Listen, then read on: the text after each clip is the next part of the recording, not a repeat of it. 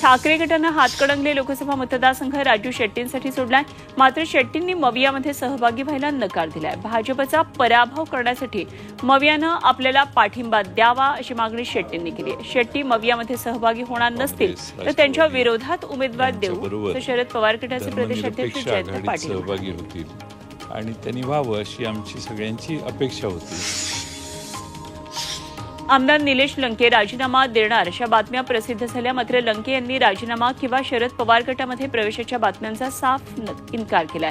मतदारांना विचारात घेऊन योग्य निर्णय घेऊ, त्यांना न सांगता आपण निर्णय घेऊ शकत नाही। मात्र राजकारण कधीही कोणत्याही वळणावर जाऊ शकतं असं सूचक वक्तव्य त्यांनी केलं। नाशिकमध्ये तीव्र उन्हाळा जाणवायला लागलेला आहे। शनिवारी 38 अंश सेल्सिअस इतकं कमाल तापमान नोंदवण्यात आलंय। 2022 नंतर यंदाच्या मार्चमध्ये सर्वाधिक तापमानाची नोंद झाली आहे। अमृत नोनी आर्थो प्लस ये एक प्रूवन फॉर्मूला है। इसमें मौजूद नोनी फल के गुण और आयुर्वेदिक जड़ी बूटियां शरीर को जरूरी पोषक तत्व देने के साथ साथ हड्डियों और जोड़ों के घिसने, उनमें होने वाले सूजन और दर्द को रोकने में मदद करता है। दर्द मुक्त जीवन के लिए अमृत नोनी आर्थो प्लस। आणि दुपारच्या वेळी रस्त्यांवर शुकशुकाट पाहायला मिळतोय। नाशिक शहरातल्या अनेक भागामध्ये आज आणि उद्या पाणीपुरवठा बंद असणार आहे। शहराला पाणीपुरवठा करणाऱ्या शिवाजीनगर जलशुद्धीकरण केंद्रामध्ये यांत्रिक आणि इतर दुरुस्ती कामं केले जाणार आहेत। त्यामुळे पाणीपुरवठा बंद राहील, म्हणून नागरिकांनी पाणी जपून वापरावं असं आवाहन नाशिक महापालिकेनं केलंय। पुणे मिरज मार्गावरच्या जरंडेश्वर ते सातारा दरम्यान रेल्वे मार्गाचं काम सुरू करण्यात आलं। त्यामुळे कोयना एक्सप्रेस आणि हजरत निजामुद्दीन एक्सप्रेसच्या वेळेत बदल करण्यात आला। या दोन्ही रेल्वे आजपासून 4 दिवस 1 ते 1.5 तास उशिरा धावणार आहेत।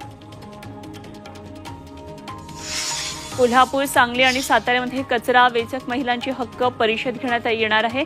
29 मार्चला या परिषदेचं आयोजन करण्यात आलंय। कचरा वेचक महिलांचे अधिकार त्यांना मिळावेत यासाठी ही परिषद घेण्यात येते। कचरा वेचताना त्यांच्या आरोग्याचा प्रश्न गंभीर होत चाललाय, त्यामुळे परिषदेमध्ये याबाबत चर्चा होणार आहे। देहूमध्ये संत तुकाराम महाराजांच्या बीजोत्सवाला येणाऱ्या भाविकांसाठी पुण्यामधून विशेष बसचं आयोजन करण्यात आलंय। पुणे महानगर परिवहन महामंडळानं 28 मार्चपर्यंत 125 विशेष बस सोडण्याचा निर्णय घेतलाय। 7 डेपोंमधून देहू गावासाठी या बसेस सुटतील। कोल्हापुरातल्या ज्योतिबा डोंगरावर प्लास्टिक बंदी करण्यात आली आहे। प्रशासनाच्या आढावा बैठकीत हा निर्णय घेण्यात आलाय।